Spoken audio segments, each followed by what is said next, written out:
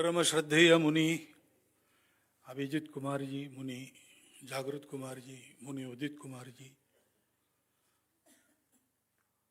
अनुव्रत न्यास के माननीय पदाधिकारी श्रीमान केसी जैन जी, कुलगुरु महोदया प्रोफेसर उमा कांजीलाल जी, उपस्थित नागरिक सज्जन, माता भगिनी,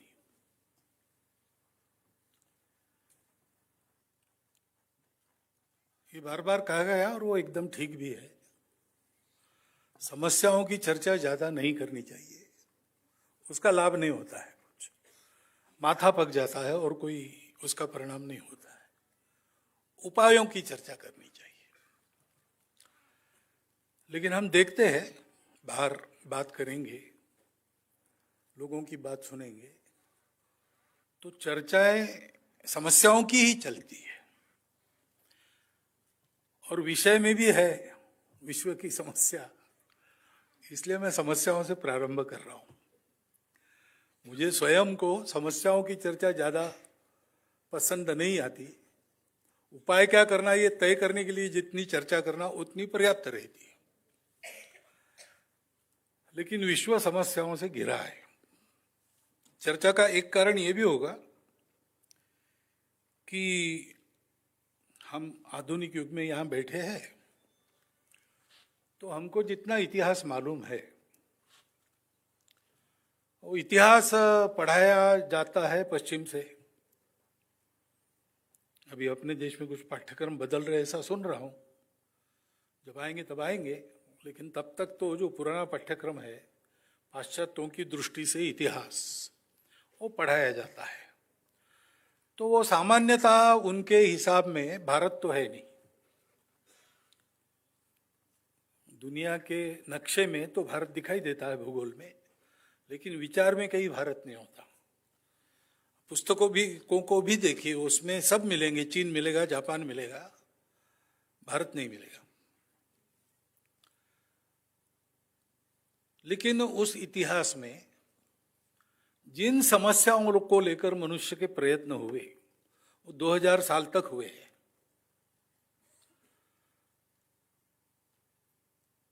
तो प्रयत्न तो हुए, तरह तरह के हुए।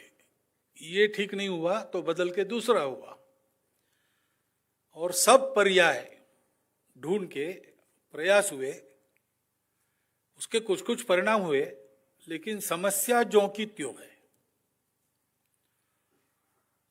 तो विश्व की समस्याओं का विचार करते हैं तो वो समस्याओं की लिस्ट 2000 वर्ष पुरानी है। वो अपनी व्यक्तिगत समस्या हो, घर परिवार के समस्या हो, राष्ट्रीय समस्या हो या जागतिक समस्या हो। एक एक सूची करेंगे तो कागज भी पूरा नहीं पड़ेगा। परंतु मोटा मोटी ऐसे दिखता है कि पहली समस्या है दुख। मनुष्य दुखी है। दुख दूर करने के उपाय हुए कि नहीं? हाँ, बिल्कुल हुए। और कुछ परिणाम हुए भी। अब विज्ञान इतना प्रगत हुआ है तो सारा सुखपूर्वक ही होता है। 100 साल पहले यहां हम होते और मुझे ये भाषण करना पड़ता तो ये नहीं था। तिलक जी के वगैरह भाषण जो पहले पहले होते थे, बाद में लाउड स्पीकर आ गया, लेकिन उसके पहले 10-10 हजार की सभा में वक्ता को चिल्ला चिल्ला के बोलना पड़ता था। तो अब भाषण बड़ा आसानी से कर सकते हैं, इसलिए भाषण का समय भी लंबा हो जाता है। परिश्रम करके बोलना हो तो आदमी 10 मिनट में समाप्त करता। अभी मुझे 1 घंटा रखा है भाषण के लिए, परंतु ऐसी सुविधाएं सब मामलों में आ गई है। इधर से उधर जाना है, कहाँ लोग पदयात्रा विशेष तो है ही है। पहले सारी दुनिया में पदयात्रा ही करनी पड़ती थी, लेकिन अब ऐसा है कि यहां से वहां जाना बहुत आसान की बात है। 2 दिन कहाँ गए थे भैया? अमेरिका जाके आया है, ऐसा आदमी सीधा कहता है। तो विज्ञान आया है तो सुखो सुविधा बहुत बढ़ी है, प्रयास हुए, उसके कारण सुख बढ़ा, लेकिन दुख गया नहीं, दुख है, अभी भी है। कौन दुखी नहीं है? आप प्रयोग करके देखिए, रास्ते पर भीख मांगने वाले से लेकर किसी करोड़पति को, वहां तक सबको पूछिए सुखी हो ना, तो सब लोग अपना अपना दुख बताएंगे आपको। तो ये क्या चीज है भाई, इतना सुख निर्माण किया, दुख वैसा का वैसा है। दूसरी समस्या जो तब भी थी, आज भी है, चर्चा होती है, वो है कलह। 1950 में मेरा जन्म हुआ, तब से आज तक एक एक साल देखता हूं तो कोई साल ऐसा नहीं है जहां दुनिया में कहीं ना कहीं किसी न किसी के आपस में लड़ाई चल रही हो, न हो। प्रतिवर्ष बड़े युद्ध है, छोटी छोटी चलते रहती है, सर्वत्र कलह है। कलह से नुकसान होता है, कलह से रक्तपात होता है, जीवों की हानि होती है, माल असबाब सारा समाप्त हो जाता है, वगैरह वगैरह, सबको पता है, अनुभव कितने बार ले चुके हैं। पहले महायुद्ध के बाद पुस्तकें लिखी गई, farewell to arms, all quiet on western front, सारा शांति की वकालत करने वाली पुस्तकें, उत्तम उत्तम साहित्य उत्पन्न हुआ। फिर से युद्ध न हो इसलिए लीग ऑफ नेशंस हो गई, लेकिन दूसरा महायुद्ध हुआ,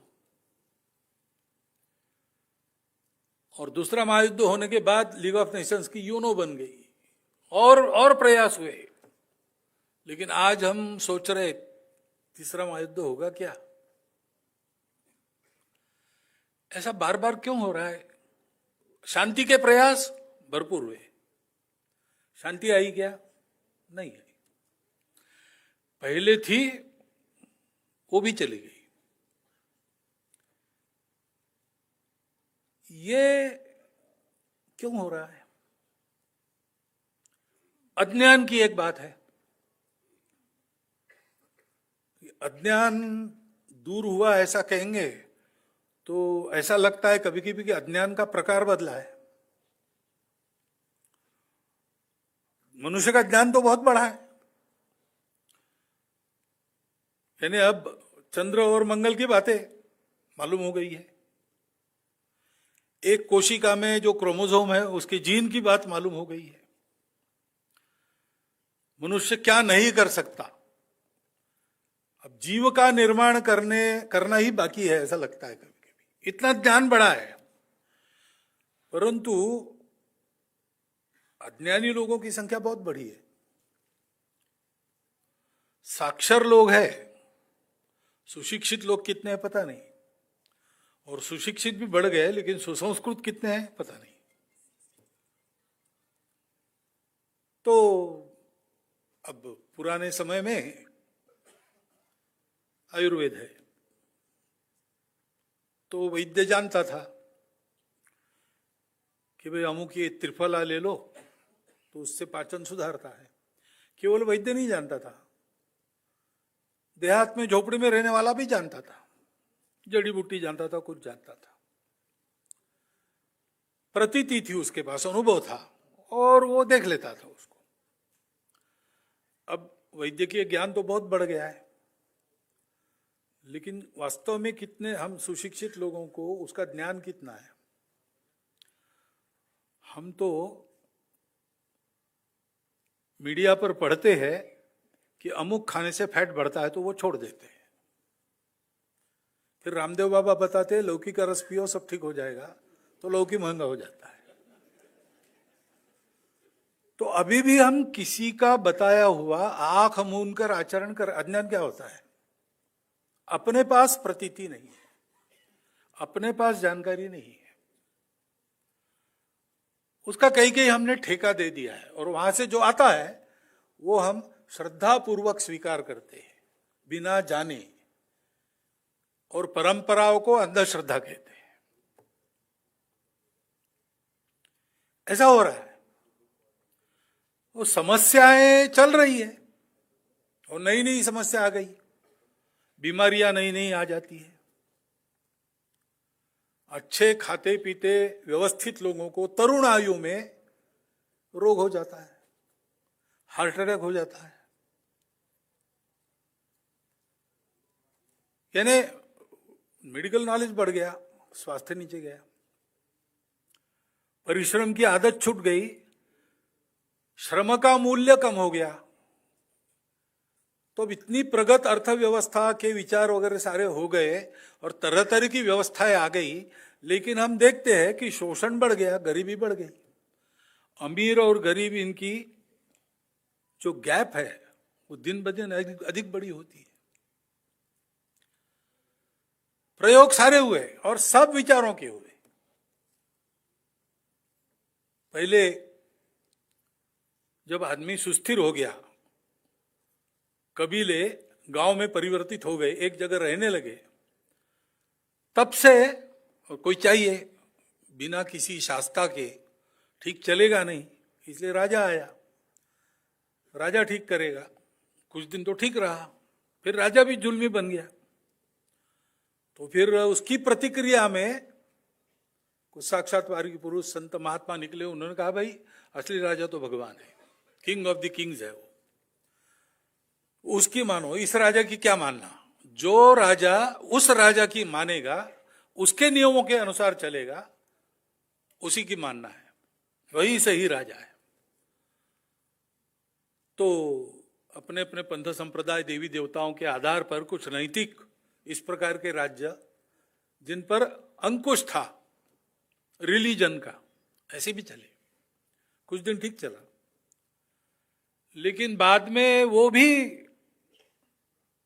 यानी जो राज्य करने वाले लोग थे और जो रिलीजन बताने वाले थे, उनकी साठगांठ हो गई और दोनों मिलकर जनता को लूटने लगे। तो मध्ययुगीन इतिहास में यूरोप में ऐसा भी बताया जाता है कि स्वर्ग में पैसे लेके सीट रिजर्व की जाती थी। अब ये होने लगा तो जनता परेशान हो गई, जाए तो जाए कहां? तो विज्ञान आ गया। तो विज्ञान के बारे में फिर वैज्ञानिकों ने कहा कि ये सब अंधश्रद्धा की बातें छोड़ दो, भगवान है तो मेरे टेस्ट ट्यूब में आना चाहिए, तभी मानूंगा, नहीं तो नहीं मानेंगे। ऐसा तर्क वगैरह में सारा लेके आए, उसके कारण बहुत राहत मिली और सुख सुविधाओं में बढ़ोतरी होने लगी। लेकिन फिर लोगों ने देखा कि शोषण हो गया। विज्ञान का उपयोग मनुष्य हित की बातें उत्पन्न करने के लिए कुछ हुआ ही है, परंतु शस्त्रास्त्र उत्पन्न करने के लिए भी हो, उसके बलबूते सारी दुनिया पर अपना साम्राज्य भी पैदा हुए। साम्राज्यों ने क्या किया? अपने अधीन देशों को लूट कर अपना घर भरा। ये होने लगा तो फिर इस पूंजीवाद की प्रतिक्रिया में साम्यवाद आया। लोगों में एक नई आशा जगी, लेकिन उसका क्या हुआ हम जानते हैं। दो क्लास है, जिनके पास सब कुछ है और जिनके पास कुछ भी नहीं। जिनके पास कुछ भी नहीं उनको संगठित होकर राज करना चाहिए, शोषण समाप्त होगा, ऐसा करके चले। लेकिन वो क्लास तो गए नहीं, withering away of the classes हुआ नहीं, और 2 के 3 बन गए। जिनके हाथ में शासन आ गया वो शोषक हो गए, सारा सामान्य समाज शोषित हो गया।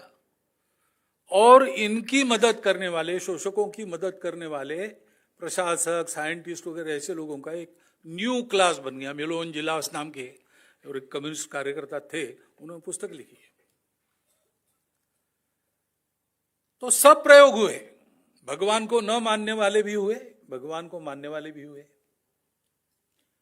लेकिन हम देखते हैं कि समस्याएं तो अपने जगह बरकरार है। साधन मिल गए, सुविधा मिल गई, भौतिक सुख आ गया, दुख गया नहीं। ज्ञान बढ़ा, लेकिन ज्ञान के प्रकाश में जीवन निरामय होना चाहिए, वो निरामय नहीं हुआ। अब तो भय बहुत बढ़ गया है, निर्भय होना चाहिए था, लेकिन अब तो बहुत सब जगह भय बढ़ गया है। हमारा अपना नित्य का अनुभव है, अपने घरों में भी हम सुरक्षित है कि नहीं, ऐसा कभी कभी लगता है। सारी व्यवस्थाएं हैं, पहले अपने देश में पुलिस नहीं थी, बहुत पुराने जमाने में, अंग्रेजों के आने के पहले पुलिस नाम की व्यवस्था नहीं थी। आज पुलिस है, भरपूर संख्या है उनकी, लेकिन फिर भी सुरक्षा नहीं है। समस्याओं की चर्चा इसलिए होती है कि 2000 साल से समस्याएं बरकरार है, उपाय हो रहे लेकिन उपाय मिलता नहीं। क्या गड़बड़ है? इसका चिंतन करते हैं तो ध्यान में आता है कि अगर अधूरी दृष्टि लेकर करने के लिए गए तो ऐसे ही होता है। उपाय जिसका करना है, जिनका करना है, उनके बारे में ज्ञान क्या है? यहां दो प्रकार हो जाते हैं, सारी दुनिया में दो प्रकार हो जाते हैं। एक दृष्टि कहती है कि सारी दुनिया अलग अलग है, इसको जोड़ने वाला कुछ नहीं है, और इसलिए इनका जो संबंध है वो एक सौदा है। जो मेरे उपयोग का है वो मेरा है, वो मेरे उपयोग का है इसलिए उसकी मैं रक्षा करता हूं। जिसका मेरे लिए कोई उपयोग नहीं, मैं उस पर ध्यान नहीं देता हूं, और जो मेरे उपयोग में बाधक बनता है उसको समाप्त करता हूं। जो उपयोग का है, जब तक उपयोग है तब तक रखता हूं, नहीं तो उसको भी फेंक देता हूं। क्योंकि इस दुनिया में सब अलग अलग है, इसलिए मुझे जीना है। बाकी नहीं जिए तो मेरा क्या लेना जाना, मैं तो सबसे अलग एक अकेला हूं। तो मुझे सुख चाहिए, और सुख के साधन मर्यादित है, सुख की इच्छाएं अनंत है, उसका अंत नहीं होता। इसलिए आपस में स्पर्धा है। अस्तित्व की रक्षा के लिए संघर्ष करना पड़ता है क्योंकि आपस में स्पर्धा है, और इसलिए जो बली होगा उसका राजा होगा, जिसकी लाठी उसकी भैंस। हम देखते हैं, प्राणी जीवन का अभ्यास करते हैं तो यही मिलता है। बड़ी मछली छोटे मछली को खाती है, प्रकृति का नियम। जो प्रकृति है वो दिखती है, आप उसको हाथ लगा सकते हो, आंखों के देख सकते हो, उसकी आवाज सुन सकते हो, उसका रस ले सकते हो रसना से, ये प्रकृति है। और अगर आपने आंखों को एक दूरबीन दी या एक माइक्रोस्कोप दिया तो सूक्ष्मतर बातें भी और स्थूलतर बातें भी आप देख सकते हो। आज हम आकाशगंगाओं को देख लेते हैं, आज हम एक डीएनए के कणों को देख सकते हैं। लेकिन जितना आपके पंच ज्ञानेंद्रियों से दिखेगा और आपके कर्मेंद्रियों से आप उसमें जितना कर सकोगे उतना ही दिखता है, उतना ही कर सकते हैं, और वो एक जगह जाके रुक जाता है, उसके आगे कोई उपाय नहीं है। लेकिन इस पर चल रहा है 2000 साल के जो प्रयोग हुए, जो दिखता है वही सही है, उतना ही है, उससे ज्यादा नहीं है। दिखता क्या है? दिखता है सारा भौतिक है। मैं भाषण कितना भी करूं यहां पे, लेकिन 8 बज गए कि मुझे भूख लगती है तो मुझे अपना खाना चाहिए। दुनिया ने खा लिया तो मेरा मन नहीं भरता, मेरा पेट भरना चाहिए, ये भौतिकता है। और उसकी एक मर्यादा है, उसका एक अस्तित्व है, उसकी एक सत्ता भी है। ये जो ऐसा विचार है उसको हम गलत नहीं कह सकते, लेकिन वो एक मर्यादा के बाद नहीं चलता, इसलिए उसके लिए अपनी परंपरा में शब्द ये मिथ्या है। जब हम कहते मिथ्या तो इसका मतलब नहीं है ऐसा नहीं होता है, एक हद तक है। इसके आधार पर survival of the fittest, struggle for existence, exploitation of nature, क्योंकि खाना है, मुझे जीना है। कहां से? चारों ओर जो है उससे मुझे लेना है, और ज्यादा से ज्यादा लेना है, क्योंकि स्पर्धा है। स्पर्धा है तो कल के लिए मेरे पास चाहिए तो संग्रह करूंगा, मैं संग्रह करूंगा तो उसकी रक्षा करूंगा, संग्रह करूंगा, बाकी दुनिया को आवश्यक है तो भी दूंगा या नहीं दूंगा, ये मेरी मर्जी है। और उसके कारण हमेशा मैं मेरा अधिकार सुरक्षित रहे ये देखूंगा, क्योंकि मुझे ही जीना है, ज्यादा से ज्यादा जीना है, और जितना जीऊंगा तब तक उपभोग करने का सामर्थ्य मिले, क्योंकि जीवन क्या है? क्षणभंगुर है, आगे कुछ नहीं है, आपस में कोई कनेक्शन नहीं है। और इसलिए जब तक मरते नहीं तब तक उपभोग करना, अधिक से अधिक उपभोग करो, यही जीवन का लक्ष्य है। और इसलिए देखिए, भारतीयता की दृष्टि अलग है। हमने यहां गीत गाया, अणुव्रत का गीत गाया, उसमें हमने क्या गाया? संयम गाया। पाश्चात्य जगत में या आजकल सारी दुनिया उसी पर चल रही, तो सारी दुनिया में कंज्यूमर बढ़ाओ, कंजम्पशन बढ़ाओ, इसका वर्णन चलता है। और हमारे यहां हम संयम का गीत गाते हैं। अलग दृष्टि है। उस दृष्टि से देखेंगे तो वो कंजम्पशन पर ही जाएंगे। और इसलिए क्या होता है कि आध्यात्मिकता नाम की चीज वहां भी है, लेकिन वो कहते हैं कि मुझे जीना है, उपभोग करना है, भौतिक सृष्टि से लेना है, इसलिए सब बातों का उपयोग भौतिकता के लिए है। आध्यात्मिकता क्यों चाहिए? तो मरने के बाद स्वर्ग मिलना चाहिए, वहां उपभोग मिलते इसलिए चाहिए।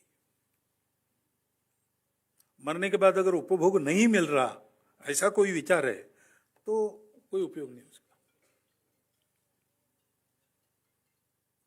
अब ये दृष्टि मिथ्या है, एक हद तक चलती है, अधूरी है।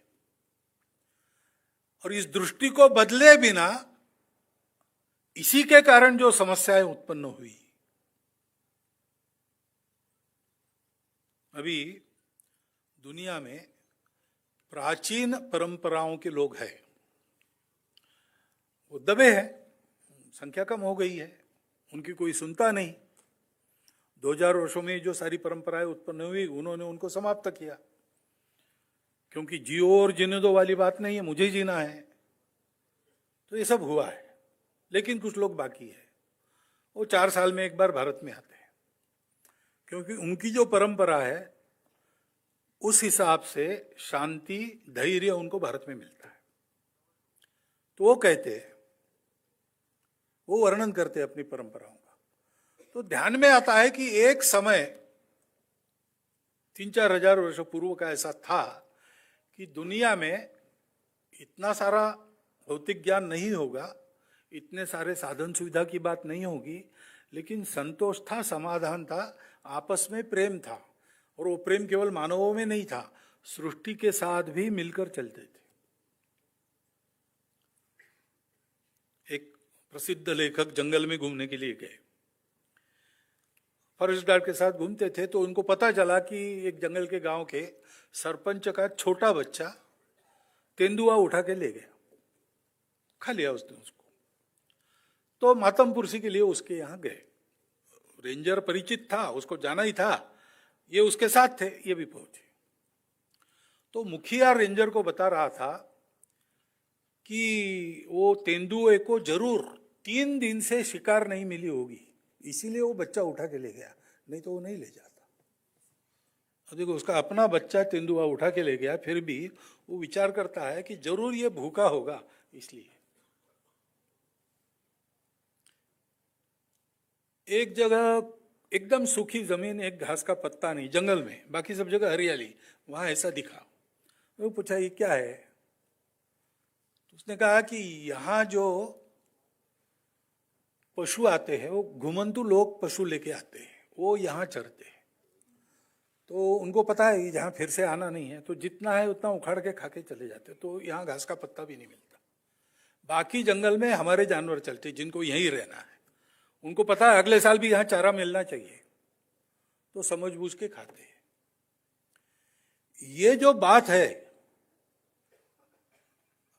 अब इनको हम आदिवासी कहते हैं, बहुत प्राचीन है, लेकिन उनमें सुख समाधान था और प्रकृति के साथ तन्मयता थी, इतनी समझदारी थी। क्यों थी? दृष्टि का फर्क है। और यहां भारतीयता का विचार ध्यान में आता, क्योंकि भारतीयता यानी क्या है? भारत का होना यानी क्या है? सिटीजनशिप भारतीयता नहीं है। हाँ, नागरिकत्व की दृष्टि से है, वो चाहिए, लेकिन भारत का होना है तो भारत के स्वभाव का होना पड़ेगा। और भारत का स्वभाव क्या है? तो भारत का स्वभाव भी पूरे जीवन का विचार करता है।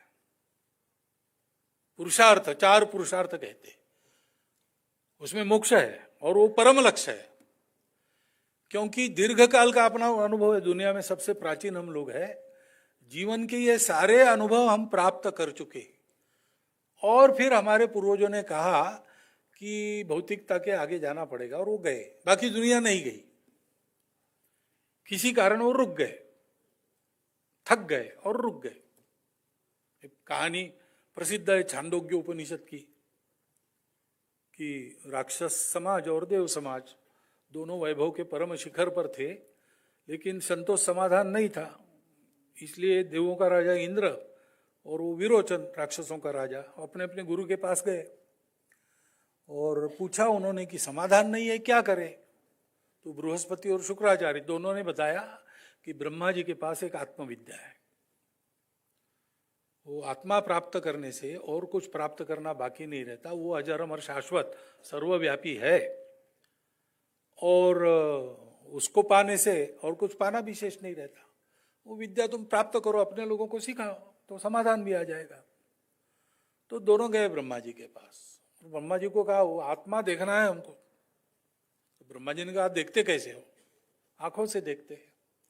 नहीं, आंखों से नहीं देखते, आंख तो मशीन है, कोई मर जाता है 2 घंटे के अंदर आंखें निकाली तो किसी दूसरे के भी काम आती है, वो मशीन है। ब्रह्मा जी ने कहा आंखों में देखने वाला बैठा है, उसको देख लो, वही आत्मा है। तो ये खड़े हो गए, एक दूसरे की आंखों में देखने लगे, तो उनको अपना प्रतिबिंब दिखा। तो उन्होंने कहा कि क्या यही है? ये तो हम रोज आईने में देखते हैं, पानी में भी दिखता है, यही अजर अमर शाश्वत आत्मा है। ब्रह्मा जी कुछ बोले नहीं, तो इनको लगा यही है। इसलिए आनंद में, बहुत थोड़े में विद्या प्राप्त हो गई। इस आनंद में वापस जाते समय इंद्र ने देखा, वैतरणी नदी को पार करते समय चप्पू चला रहा था विरोचन, इंद्र ने देखा अपना प्रतिबिंब उसके चप्पू चलाने से नष्ट हो जाता है, ये अजर अमर शाश्वत आत्मा ये हो नहीं सकता फिर। तो उसने विरोचन को कहा भाई चलो वापस। विरोचन ने कहा नहीं, वो ब्रह्मा जी ने बताया ठीक है, ये हड़मास के जो हम है वही सब कुछ है, इसी को बड़ा करो, इसी में सब कुछ है।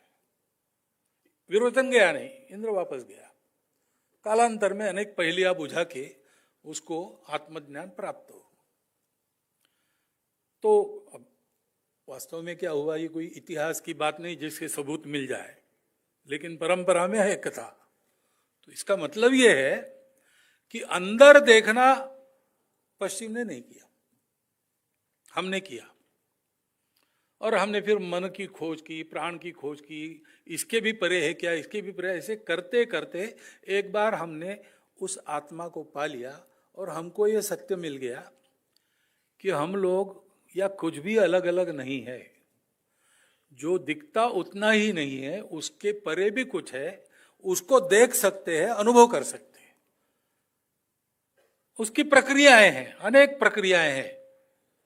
जैसे कोई एक लक्ष्य है जो जहां से चलता है उधर से रास्ता लेता है, जिसके पास जितना साधन है उतना अधिक अच्छा रास्ता वो लेता है, लेकिन पहुंचते एक ही जगह है, सब गंतव्य एक ही है। वैसे अनेक मार्गों से उसकी प्रतीति ली जा सकती है, और वो ये बताती है, पहली बात भारतीयता क्या है, भारत का स्वभाव है। वो स्वभाव क्या है, एक दृष्टि पर आधारित है, वो धर्म की दृष्टि है। और धर्म क्या है, उसका मूल है सत्य, करुणा, शुचिता, तपस। कौन सा सत्य है? वही यह सत्य है जो हमारे पूर्वजों को मिला। वो पहली बात ये बताता है कि हम सब संबंधित है, जुड़े हैं। हम जो कुछ करेंगे उसके परिणाम सब पर होंगे, छोटे बड़े जो होने हो। और फिर उन्होंने कहा इसलिए अच्छा करोगे तो अच्छा मिलेगा। दुकान में पैसे दिए तो माल मिलता है, वैसा एकदम तुरंत नहीं होता है। आज हम अच्छा करते हैं वो कभी ना कभी हमको उसके कारण अच्छा प्राप्त होता है। मुझे नहीं प्राप्त होगा तो मेरी अगली पीढ़ियों को प्राप्त होगा, इस जन्म में नहीं होगा तो अगले जन्म में, लेकिन जो करोगे वो भरोगे। और तीसरी बात है कि उस सत्य को प्राप्त करने से शाश्वत कभी फीका न पड़ने वाला सुख प्राप्त होता है। उसके लिए तपस्या करना ये जीवन का तरीका है। और तपस्या करने के बाद ये ध्यान में आता है कि सब अपने ही है। आत्मीयता हम कहते हैं ना, वो आत्मा से ही आया है। ऐसे है, इसलिए सबके लिए जीना ये भी जीवन का तरीका है। इसलिए आत्मनो मोक्षार्थम जगत हिताय च, एकांत में आत्म साधना, लोकांत में परोपकार। इस आधार पर हमने जीवन की रचना की और हमने एक सुसूत्रता के साथ जीवन चलाया। सृष्टि इतनी विविध है, समस्या हल करना आसान नहीं, क्योंकि मैं एक की समस्या हल करूं, वो हल ही दूसरी की समस्या का कारण बनता है। लेकिन हमारे पूर्वजों ने कहा कि मनुष्य के पास विचार है, बुद्धि है, वो ये सब जान सकता है, उसका कर्तव्य है सृष्टि की प्रतिपालना करना। शिबी राजा की जो कथा है, आपको पता है कि बाज आया भागते भागते, बाज पीछे, कबूतर, बाज उसके पीछे लगा था, वो राजा के शरण में गया। पीछे से बाज आया, उसने राजा को वो कबूतर दो इधर, मैं खाऊंगा उसको। राजा ने कहा मेरी शरण में आया, उसकी रक्षा करना मेरा धर्म है, तो मैं अपना धर्म निभाऊंगा, तुमको नहीं खाने दूंगा। तो बाज कहता है कि तुम अपने धर्म की डींग हाँक रहे हो, लेकिन मेरा धर्म प्रकृति ने दिया है, मैं उसको खाऊंगा तभी मेरा, तुम्हारी जैसा घास फूस खा के नहीं जी सकता। तो मेरे धर्म की हानि करके कैसे तुम्हारा धर्म चलेगा? धर्म तो सबको सदा सर्वदा सर्वत्र सर्वथा सुख देता है, दुख उत्पत्ति धर्म नहीं है। तो अगर पाश्चात्य दृष्टि हो तो राजा कहेगा ज्यादा बोल मत, अब बोलेगा तो मरेगा तू, भाग जाए यहां से, मैंने तय किया है, उसको नहीं खा सकता तू। लेकिन शिबी राजा भारतीय है, वो कहता है कि तुम्हारी बात सही है, तुमको प्रकृति ने धर्म दिया है, तुमको उपासी, तुमको भूखा रखकर मेरा धर्म नहीं चलता, तो इसलिए ऐसा करो, तुमको कबूतर ही खाना चाहिए ऐसा नहीं ना, मांस खाना है, कबूतर के वजन के बराबर मेरा मांस मैं देता हूं। हमने कैसे हल निकाले होंगे? जहां ऐसी समस्या आती है वहां हमने अपने त्याग के आधार पर चलाया, और इसलिए हमारे जीवन का तरीका, हमने परम लक्ष्य को साक्षात करना है तो संयम चाहिए, त्याग चाहिए। त्यागेन एकेन, ऐसा हमने किया। यह प्रकार है जीवन का, यह दृष्टि है जिससे हल निकलेंगे। अभी इतने सारे प्रयोग हुए, हल नहीं निकले। क्यों नहीं निकले? कहीं ना कोई अधूरापन है। और आज हम देखेंगे कि भारत से अपेक्षा है, शोषण के शिकार सब लोग हैं, वो किसको देखते हैं? भारत पर विश्वास है। भारत पर विश्वास क्यों है? कि भारत का एक चरित्र है। वो चरित्र क्यों है? भारत की एक परंपरा है। परंपरा की विशेषता क्या है? भारत की यह दृष्टि है। भारत धर्म को के अनुशासन में अर्थ काम को चलाता है, भौतिकता को आध्यात्मिकता के लिए उपयोग करना है, आध्यात्मिकता का उपयोग भौतिकता के लिए नहीं करना है। इसलिए मोक्ष परम लक्ष्य है, धर्म का अनुशासन है, अर्थ काम उसके अधीन रहकर करो। कमाओ इसलिए कि बांटना है। किसी को मत जीतो, पहले अपने आप को जीतो।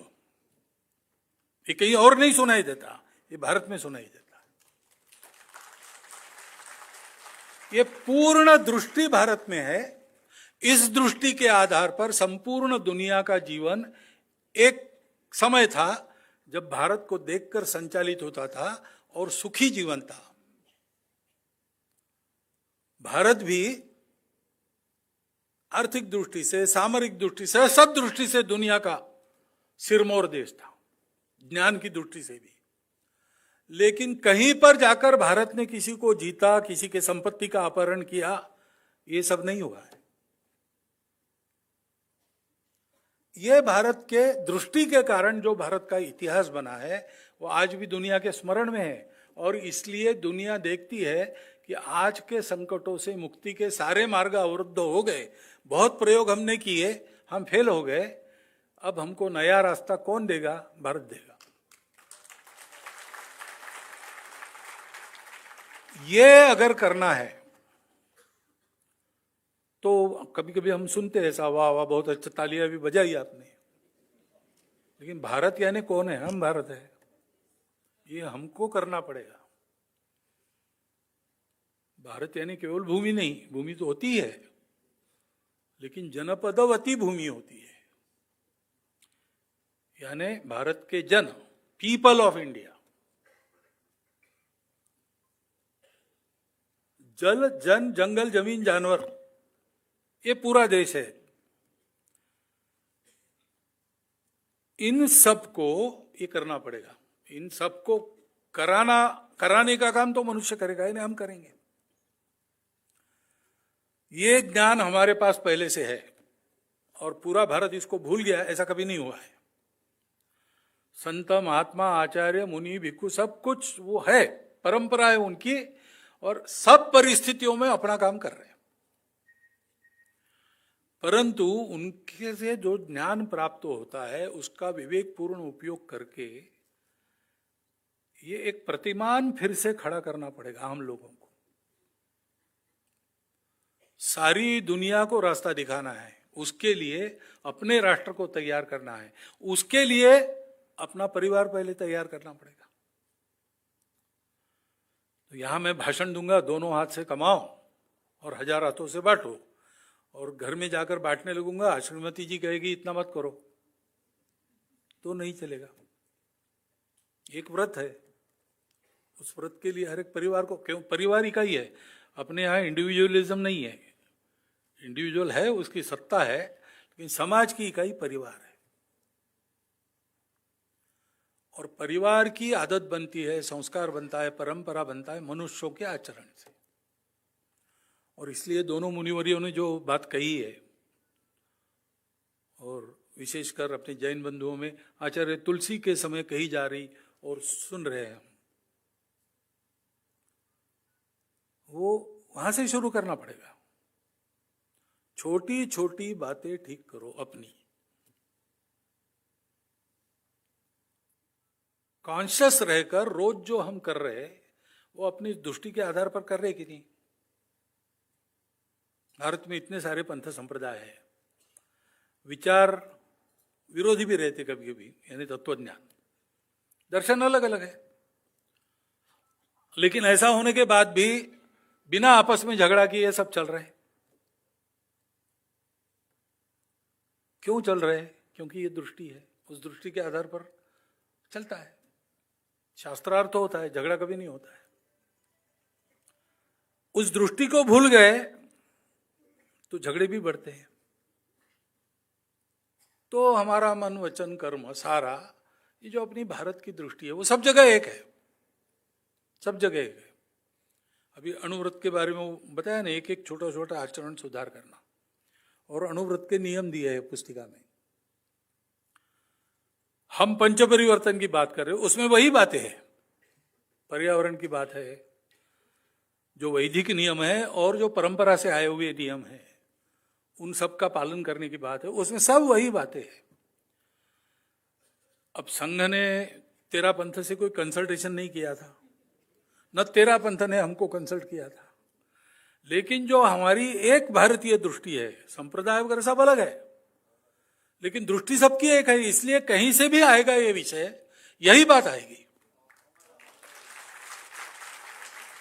ये मेरा भाषण भी आपने पहली बार इस प्रकार की बातें सुनी है ऐसा नहीं है, ये सब आपने सुना है। कोई भी बोलेगा भारत के विचार के आधार पर, उसको यही बोलना पड़ेगा, वो यही बोलेगा। और इसलिए समझना कि इतनी विविधता है हमारी भाषाओं की, पंथ संप्रदायों की, देवी देवताओं की, खान पान, रीति रिवाज, रहन सहन, और कभी कभी परस्पर विरोधी पड़ जाते हैं। रात को दही नहीं खाना उत्तर में, दक्षिण में बिना दही के भोजन होता ही नहीं। यहां रोटी नहीं मिले तो चैन नहीं पड़ेगा, वहां भात नहीं मिले तो चैन नहीं पड़ेगा। कितने आचार विचार के भी कितनी भिन्नता और परस्पर विरोधी भी है, लेकिन पूरा देश एक दृष्टि लेकर उसके आधार पर समन्वय करके चलता आया है। उसके चलते सद्भावना है। इस सद्भावना को सर्वत्र प्रवर्तित करते हुए इस अपनेपन के आधार पर स्वयं का उदाहरण रखना, इसलिए अणुव्रत एक महत्व का व्रत है। उसमें संपूर्ण विश्व का परिवर्तन करने की क्षमता है। यही बात मैं हमारे पंच परिवर्तन के बारे में कहता हूं, क्योंकि दोनों में अंतर कुछ नहीं है।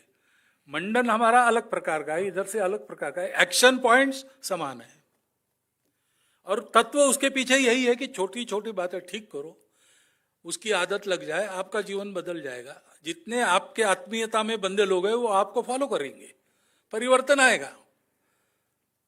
परिवर्तन फिर वो गुणात्मक गति से बढ़ता है, एक संख्या हो गई की, और फिर एक देश ने अगर उपाय निकाल लिया सब लोग उसका अनुकरण करते हैं।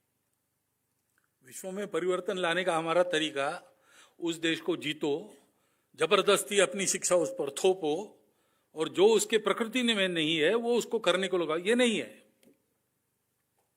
क्योंकि हम इस विविधता का सम्मान करते हैं, स्वीकार करते हैं सारी दुनिया की, और हमारी दृष्टि बताती है कि दिखने में विविध है, सारी विविधता एकता से ही निकली है। और इसलिए हमारी पद्धति है अपना उदाहरण खड़ा करना, उसका प्रारंभ अपने से करना, अपने घर से करना। ये करते, ये तरीका भारतीय है। भारतीय दृष्टि चाहिए, भारतीय तरीका चाहिए, तभी सब ठीक होगा। अपने आज हमारा सबका जो जीवन है उसमें व्यक्तिगत आचरण है, पारिवारिक आचरण है, व्यवस्थाएं हैं। ये सारा भाषण में दूंगा, आप भी सुनेंगे, अच्छा लगेगा भी आपको। लेकिन आज जो व्यवस्था चल रही उसमें दृष्टि का अंतर और कुछ परिवर्तन अपेक्षित है। तो वो जब तक नहीं आता तब तक इस व्रत को लेकर हमको इसी व्यवस्था में से चलना है। अगली पीढ़ी को इसको कैसे समझाना एक समस्या रहती है। अगली पीढ़ी उसको जो मिल रहा है मीडिया से वगैरह, वो सब इंडिविजुअलिस्टिक है, वो सब कंज्यूमरिस्ट है, और इसका कभी कोई लाभ नहीं। ये सारी दुनिया का अनुभव है, ये केवल भारतीय दृष्टि है, भारत को मालूम है। अब अनुभव भी पाश्चात्यों का, इसलिए पुस्तकें the monk who sold his Ferrari, ऐसी पुस्तकें आती है। ये अपने नई पीढ़ी को कैसे समझाना, उसके लिए अपने घर में वातावरण कैसा चाहिए, अपने बच्चों से लगाव कैसा चाहिए, संवाद कैसा चाहिए, होता है कि नहीं पता नहीं। ऐसी कई बातें हैं जो हमको करनी पड़ेगी।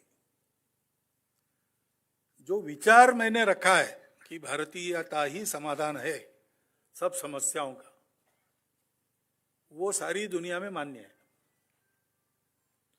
परंतु ये करके दिखाएगा कौन, ये सवाल है।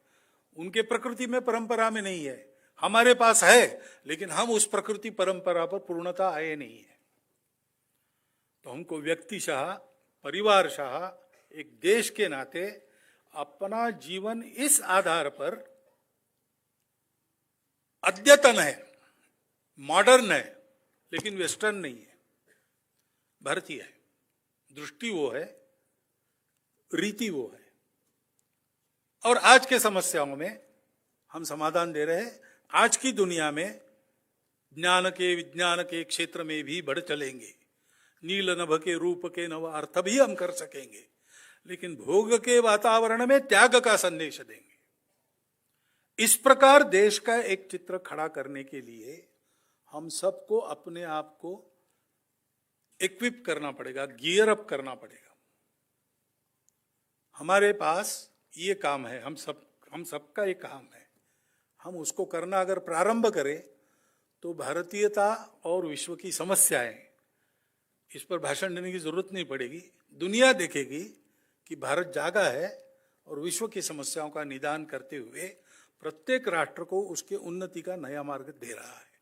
ये दिन हमारे इसी देह में, इन्हीं आंखों से हम सब